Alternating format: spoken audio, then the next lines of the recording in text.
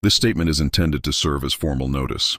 It is directed to the office of the sheriff and to any official exercising enforcement authority under color of law. The sheriff's duty is not merely ministerial, it is constitutional. A sheriff is not a court clerk.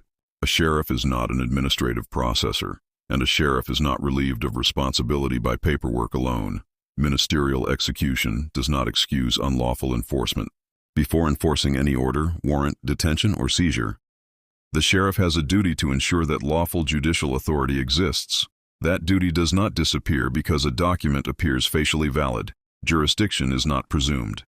Jurisdiction must be proven. When jurisdiction is challenged, enforcement must stop until jurisdiction is established on the record.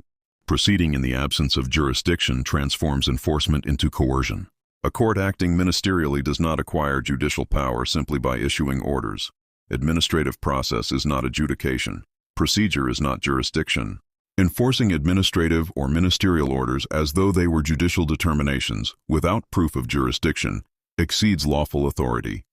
The sheriff's oath is to the Constitution, not to revenue systems, not to internal processes, and not to institutional convenience.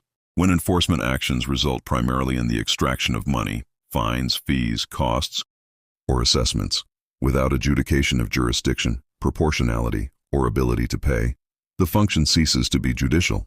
It becomes coercive. Such enforcement implicates the Eighth Amendment, which prohibits excessive fines and punishment used as a tool of compulsion rather than justice. The founders rejected debtors' prisons for this reason. The Constitution was written to prevent punishment from becoming a funding mechanism. A system that assumes jurisdiction, operates administratively, reviews itself internally, and enforces payment through threat of detention creates the semblance of justice, not justice itself. The sheriff is the final constitutional checkpoint in that system. Once notice of these structural defects exists, continued enforcement is no longer mechanical, it becomes discretionary. And discretion exercised in the face of known defects carries responsibility. This notice does not allege misconduct by any individual. It identifies structural problems that require independent judgment. The duty of the sheriff is to refuse unlawful enforcement, not to facilitate it. The duty of the sheriff is to protect liberty, not merely process people. The duty of the sheriff is to ensure that force is lawful before it is used.